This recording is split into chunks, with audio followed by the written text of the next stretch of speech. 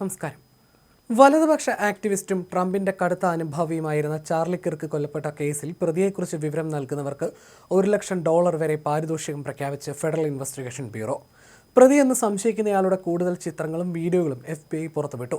Baseball തൊപ്പിയും സൺഗ്ലാസും American പതാകയുടെ ചിത്രം പതിച്ച കടും നിറത്തിലുള്ള ടീഷർട്ടും ധരിച്ച ഒരു ചെറുപ്പക്കാരന്റെ ചിത്രങ്ങളാണ് പുറത്തുവിട്ടിരിക്കുന്നത്. പ്രതിക്ക് കോളേജ് വിദ്യാർത്ഥിയുടെ പ്രായം മാത്രമായിരിക്കുമെന്നാണ് നിഗമനം. യൂട്ട സർവകലാശാലയിലെ കെട്ടിടത്തിന് മുകളിലൂടെ ഓടുന്ന പ്രതിയുടെ വീഡിയോ FBI പങ്കുവച്ചിട്ടുണ്ട്. കഴിഞ്ഞ വ്യാഴാഴ്ചയാണ് യൂട്ടാവിലി സർവകലാശാലയിൽ വിദ്യാർത്ഥികളുമായിട്ടുള്ള സംവാദത്തിൽ സംസാരിക്കായിരുന്ന ചാർലി കിർക്ക് വെടിയേറ്റ് കൊല്ലപ്പെട്ടത്. സംഭവത്തിന് പിന്നാലെ സമീപത്തെ കെട്ടിടത്തിന് മുകളിൽ നിന്ന് പ്രതിയെന്ന് സംശയിക്കുന്നയാൾ ഓടി രക്ഷപ്പെടുന്ന CCTV ദൃശ്യങ്ങൾ ലഭ്യമായിരുന്നു. ഇയാൾ കെട്ടിടത്തിന് മുകളിൽ നിന്ന് താഴേക്ക് ചാടുകയും ഓടി രക്ഷപ്പെടുകയും ചെയ്യുന്നുണ്ട്. ഇയാൾ ഓടിപ്പോയ വഴിയിൽ നിന്ന് പോലീസ് ഉപേക്ഷിക്കപ്പെട്ട നിലയിൽ പ്രതിയുടെ തോക്ക് കണ്ടെടുത്തു. പ്രതിയുടെ ഇടത് കൈപ്പത്തിയുടെയും ഷൂസിന്റെയും അടയാളങ്ങൾ കെട്ടിടത്തിൽ പതിഞ്ഞിട്ടുണ്ട്. ഇതിൽ നിന്ന് പ്രതിയുടെ DNA തെളിവുകൾ ശേഖരിക്കുമെന്ന് യൂട്ട പൊതുസുരക്ഷാ വിഭാഗം കമ്മീഷണർ ബിയു മേസൺ അറിയിച്ചു. വിശദാംശങ്ങൾ നൽകുന്നവർക്ക് അമേരിക്കൻ ഡിറ്റക്റ്റീവ് ഏജൻസിയിൽ നേരിട്ട് ബന്ധപ്പെടാം.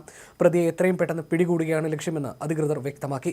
കോളേജ് ക്യാമ്പസിലേക്ക് ഇയാൾ മുടന്തിയാണ് വന്നതെന്ന് ദൃശ്യങ്ങളിൽ കാണാം. ജീൻസിന്റെ ഉള്ളിലായി തോക്ക് ഒളിപ്പിച്ചതുകൊണ്ടാകാം മുടന്തിയതെന്നാണ് സൂചന.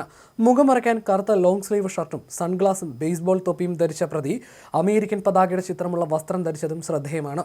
കിർക്കിന്റെ അനുയായികളിൽ ഒരാളാണെന്ന ധാരണ പരത്താനായിരിക്കാം ഈ വേഷവിധാനമെന്ന് കരുതുന്നു. സംഭവ സ്ഥലത്ത് നിന്ന് രക്ഷപ്പെടുന്നതിനിടെ പ്രതി കെട്ടിടത്തിന് മുകളിൽ നിന്ന് ഏകദേശം 10 അടി താഴ്ചയിലേക്കാണ് ചാടിയത്. ഇത് പ്രതിയുടെ കായികക്ഷമതയുടെയും ശാരീരിക സ്ഥിതിയും എടുത്തു കാണിക്കുന്നു. സമീപത്തെ വനമേഖലയിൽ നിന്നാണ് ഉന്നത നിലവാരമുള്ള ഹൈ പവേർഡ് റൈഫിൾ കണ്ടെത്തിയത്. വിരലടയാളങ്ങൾക്കും മറ്റ് തെളിവുകൾക്കുമായി ഇത് FBI ലാബിൽ പരിശോധനയ്ക്ക് അയച്ചിരിക്കുകയാണ്.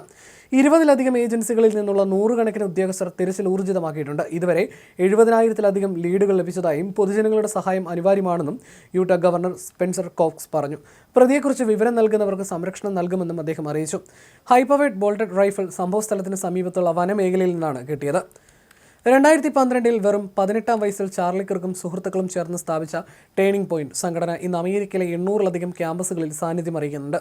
സാമ്പത്തിക ഉത്തരവാദിത്തം, സ്വതന്ത്ര വിപണി, പരിമിതമായ സർക്കാർ എന്നീ തത്വങ്ങൾ പ്രോത്സാഹിപ്പിക്കുക എന്ന ലക്ഷ്യത്തോടെ ആരംഭിച്ച ഈ സംഘടന വലതുപക്ഷ ആശയങ്ങളുടെ പ്രചാരണത്തിനുള്ള പ്രധാന വേദിയായി വളർന്നു. കിർക്കാകട്ടെ യാഥാസ്ഥിതികവാദത്തെ പിന്തുണയ്ക്കുന്ന ശക്തനായ യുവനേതാവായി അറിയപ്പെട്ടു. നിരവധി വലതുപക്ഷ യുവ ഇൻഫ്ലുവൻസർമാർ അദ്ദേഹത്തിന് പിന്നിൽ അണിനിരന്നു. 2024-ലെ US പ്രസിഡന്റ് തെരഞ്ഞെടുപ്പിൽ യുവാക്കൾക്കിടയിൽ നിന്ന് ട്രംപിന് വലിയ തോതിൽ വോട്ടുകൾ നേടുന്നതിൽ ചാർലി കിർക്കിന്റെ പോഡ്കാസ്റ്റുകൾക്ക് കാര്യമായ പങ്കുണ്ടായിരുന്നു. മേക്ക് അമേരിക്ക ഗ്രേറ്റ് അഗെയിൻ എന്ന ട്രംപിന്റെ മുദ്രാവാക്യം ഏറ്റെടുത്ത കിർക്ക് അമേരിക്കൻ കുടിയേറ്റ നയങ്ങളിൽ കടുത്ത നിലപാടുകളാണ് സ്വീകരിച്ചിരുന്നത്. പ്രത്യേകിച്ചും US-ലേക്ക് ഇനിയും ഇന്ത്യക്കാർ വരേണ്ട എന്ന അദ്ദേഹത്തിന്റെ പ്രസ്താവന ഏറെ ചർച്ചകൾക്ക് വഴിവെച്ചിരുന്നു. അമേരിക്ക ആവശ്യത്തിന് ജനനിബിഡമാണെന്നും അമേരിക്കക്കാർക്ക് മുൻഗണന നൽകേണ്ട സമയമാണെന്നും അദ്ദേഹം വാദിച്ചു.